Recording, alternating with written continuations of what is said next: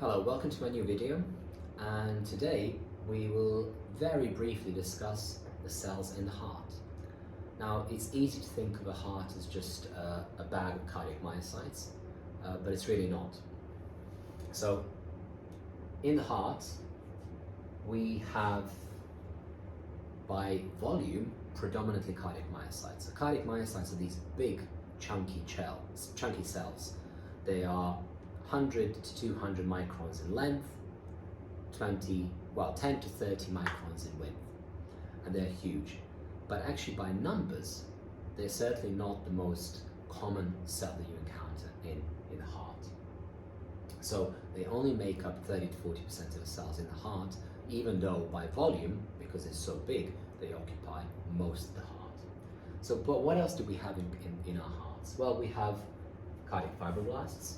They basically sit everywhere within the tissue, within the myocardium, and they produce a lot of collagen, and basically they provide that extracellular matrix for the cardiac myocytes to sit and grab onto. So they provide a bit of stiffness to the heart as well, which is necessary. We have atrial cardiac myocytes, which are a completely different type of cardiac myocytes, which are sitting in the left and the right atrium. We have endothelial cells. They line all your vessels. They also line the endocardial. They also line the pericardial sac. We have conduction cells. They obviously sit within the conduction system within the heart, which we will discuss in one of the later videos. Ventricles contain ventricular cardiac myocytes. They're actually structurally different to atrial cardiac myocytes. They're big, they're a lot chunkier. They're a lot more brick-like as well.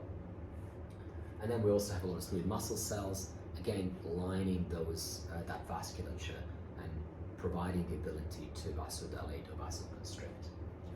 So these are the kind of most common cell types in the heart that you might have heard of.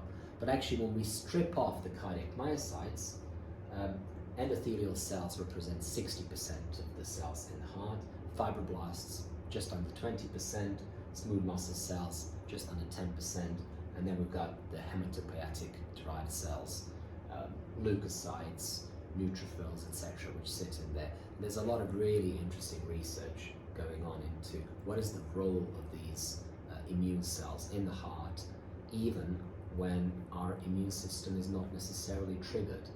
So this is a very short one, so thank you for watching it, and I'll see you in my next videos.